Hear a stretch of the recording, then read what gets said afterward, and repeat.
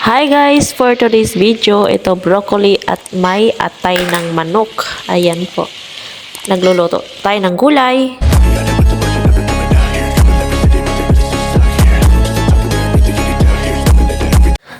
Hello guys, it's me, Lynn96 Channel TV. Ito po yung niluluto nating adobong atay na lagyan natin niyang broccoli at kosa. Ayun po, lagyan po natin ng pampalasa, magic sarap,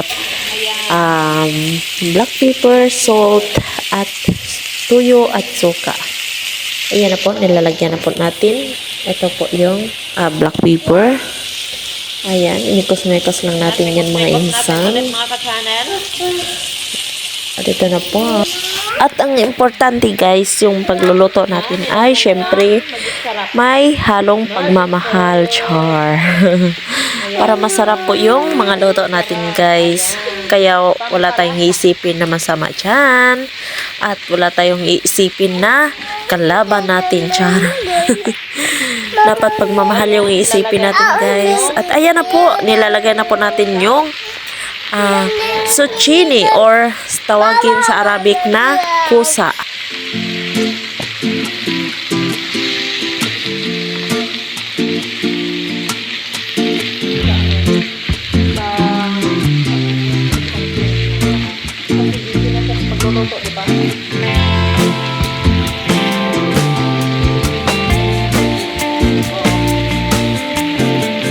At lagyan na natin ng mahiwagang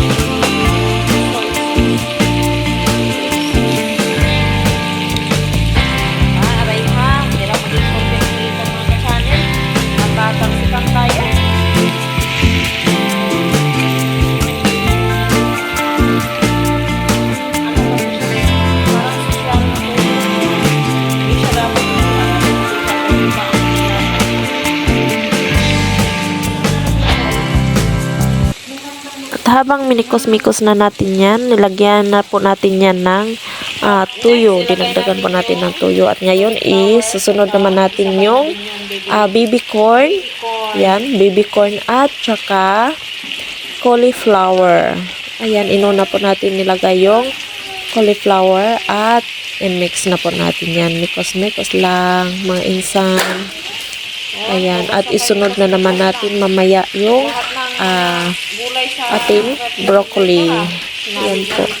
Napakasarap po yan kasi daming sahog po yan guys. Ayan po.